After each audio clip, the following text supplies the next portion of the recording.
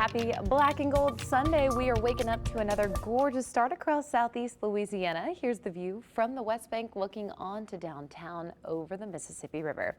Now, you don't see as much of a glow on the horizon, but certainly not a cloud in the sky, and we'll have wall-to-wall sunshine all day today. So temperatures are still comfortable, with most of us waking up in the 60s and feeling like the 60s as well. That humidity nice and low. It will stay low all day into the beginning of your work week. Hopefully a victory Monday tomorrow. If you have any plans to watch the game, it will be a little bit warmer as we head into kickoff time. And then, of course, once the game's wrapping up, we'll likely hit 90 itself, just like we did yesterday. So something to keep in mind. Make sure you stay hydrated.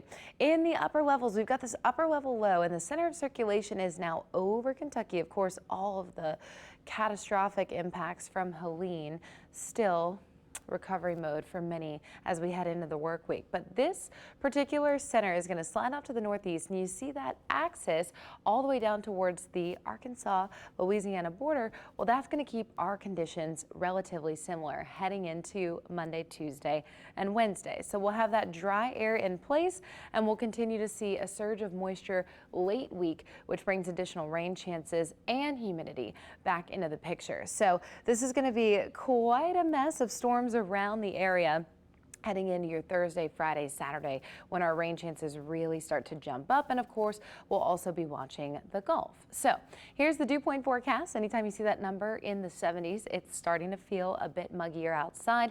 But for at least the next few days, enjoy this more fall-like feel. Of course, we're rooting for the first big cold front of the season for more reasons than one, primarily because it would help us significantly with avoiding any tropical impacts. But off towards the east, we've got Isaac, Joyce, neither of which are going to be an issue here locally. Closer to home in the Western Caribbean, we're watching yet another unorganized area of thunderstorms for potential development into the middle and later part of this week.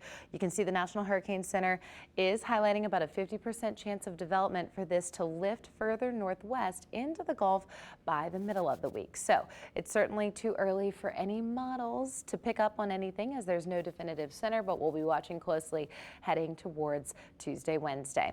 The next names on the list are Kirk and Leslie, and we are numerically where we traditionally would be at this point in the season for named storms. So here's an idea of the timeline. Similar to last week, confidence will build as we head into the next few days, so just check back and stay tuned. A system, if it forms, would likely form Wednesday into Thursday and then move into the Gulf Thursday to Friday, with potential impacts along the Gulf Coast as we head later into the week and early next weekend. Our rain chances nonetheless going up, and we know this somewhere between at least 40 and 60% of the area seeing coverage as we head towards Thursday, Friday, Saturday. We'll stay nice and quiet until then. So we may alter those a bit just depending on what happens. But here's your 7-day forecast. The overall takeaway, it will be above average heading into the next few days. Those upper 80s to low 90s with eventual humidity returning by late week. At that point, rain chances go up, and therefore temperatures do start to come down just a bit. Quite a way to end September and start October.